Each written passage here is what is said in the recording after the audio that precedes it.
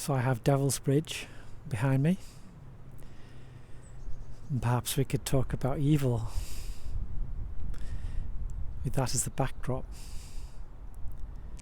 Profound immorality or malevolence, profound immorality or wickedness, linked in with supernatural forces, and as I mentioned, malevolence, wishing to do harm on others. And we can maybe pad that out. It's the actual enjoyment of inflicting harm on others and creating heartache, and the enjoyment of other people's suffering, and perhaps causing that suffering for one's own gratification. So I don't think an emotion really gets any worse than that. Can we call it an emotion? More like a force, I suppose. It's an action in the world. It's an action that often we see playing out.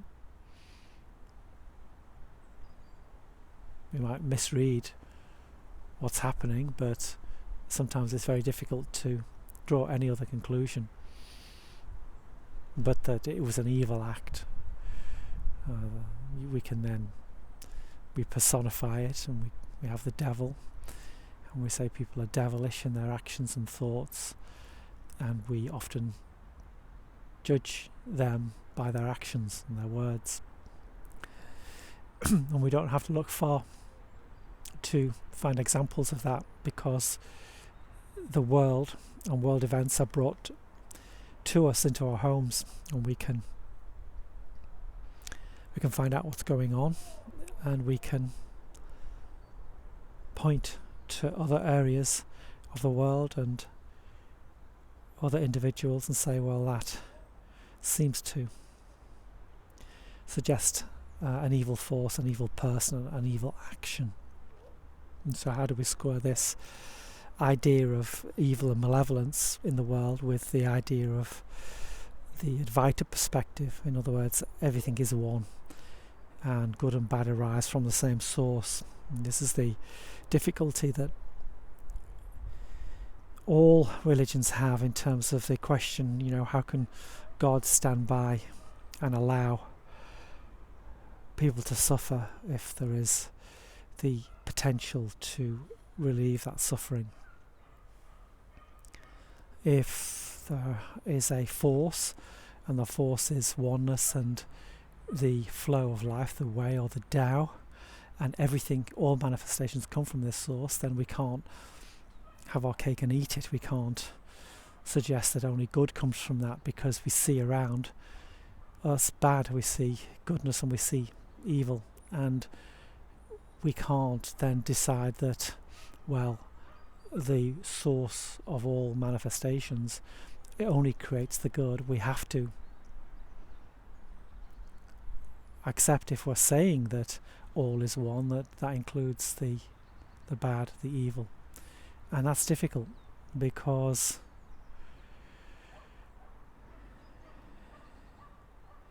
we're naturally drawn, most people are naturally drawn to virtue, morality, goodness, generosity of spirit, helping others, compassion, kindness.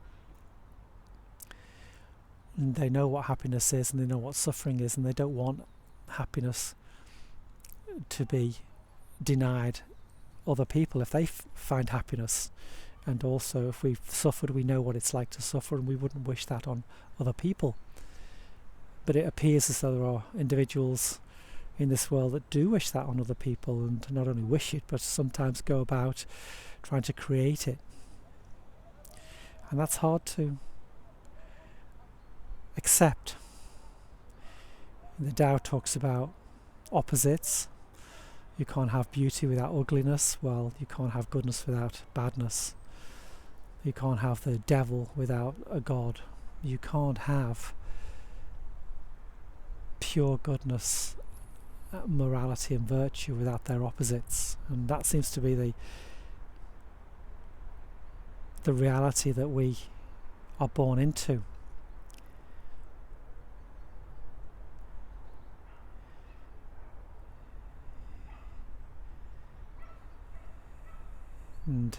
to suggest that all manifestations are born from the one source or are oneness, then that puts evil acts in the same world as virtuous acts. Well, they are in the same world, we only have to look at that, but more specifically, we're saying that they come from the same source. And this is the flow of life, the way, the Tao. But how can that be when our instincts tell us that some things are wrong and immoral and abhorrent, and we have a visceral reaction? We want to avert our eyes to those horrors, and other things we want to embrace and move towards. And that's quite natural, that's part of being human and acting and responding in the world. And it appears some people seek out the dark and are fulfilled in a way that is hard for other people to understand. They are drawn to the dark, and the dark can play out in fiction and popular culture, in the vampire mythologies and all the TV shows and novels that have spawned from that idea, which is a dark idea.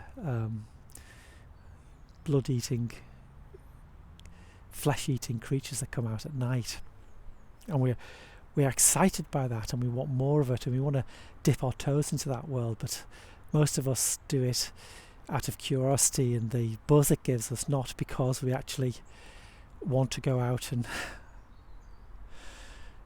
create havoc in the world. It's more of a dark temptation. But then we see that there are other individuals in history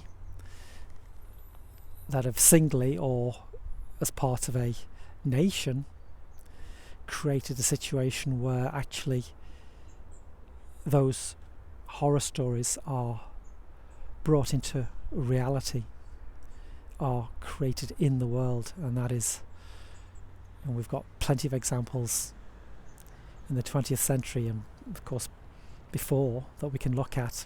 The history books are strewn with individuals that have wrought havoc upon the world, individually or as part of a collective.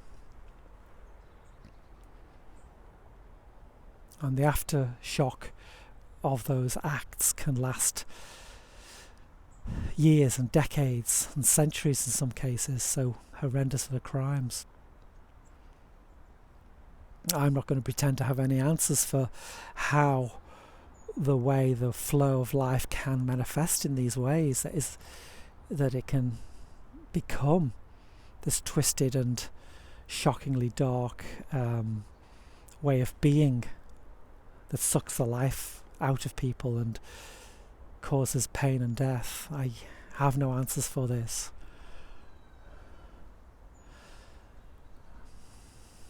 We can only go within our own heart and act through that sense of what is right for us, and following that path and that way, and be true to ourselves and create heaven on earth rather than hell. And we can create our own private heaven, or we can create our own private hell. But if we find that peace within, then we can move that into the world through our own way of being in a natural and spontaneous way. And so I suppose it comes back to the individual self that is a manifestation of the one absolute, and we can channel that one absolute that way in positive, compassionate, helpful and loving ways. We can manifest our own truth and resist